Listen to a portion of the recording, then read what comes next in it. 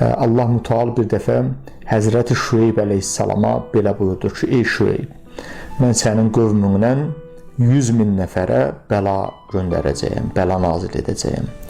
Onlardan 40.000-i günahkar, 60.000-i isə günahsızlardır. Həzrəti Şüeyb əleyhissalam təəccübləndi və Allah Müteala sual elədi ki, ya Rəbb, günahkarları bildik ki, günahının ucbatından məhv eləyirsən. Bəs günahsızların təqsiri nədir?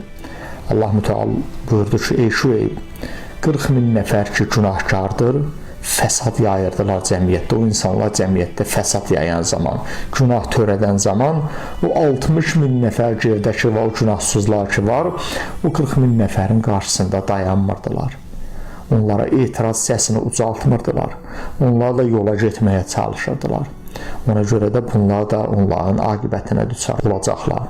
Və bir rivayətdə də var ki, Allah Müteal bir dəfə bir qövmü məhv eləmək üçün 2 mələyi məmur eləyir.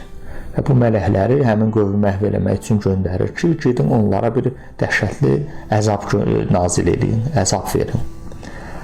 Onlar gəlir və gecə yarısı həmin şəhərə, həmin qövmə görürlər ki, gecə yarısı bir abid ibadətlə məşğuldur və əlini qaldırır, Allah Müteala dua eləyir.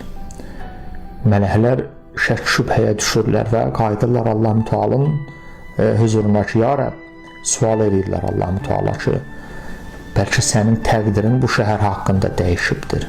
Bəlkə sənin planın dəyişib bu qövmün, bu şəhərin milləti haqqında. Biz getdik və orada bir abidin gecə yarısı ibadətlə məşğul olduğunu gördük. Həqiqətənmi o şəhər və o abiddə içərisində məhv olasıdır? Allah Müteala buyurdu ki, siz gedin və əmrimi icra edin. O abid də onlarla bahəm bircə məhv olacaq. Çünki o şəhər əhli günaha batan zaman, o şəhər əhli haram işlərlə, fəsadlarla məşğul olan zaman o abid bir dəfə də olsun onlara etiraz eləmədi və onların qarşısında dayanmadı və mənim rizayətimə görə bir dəfə üzünün rəngi dəyişib əsəbləşmədi. Sırf düşünürdü ki, özünün ibadəti, namazı, duası onu bu bəladan xilas edəcək. Ancaq xeyr, belə olmadı.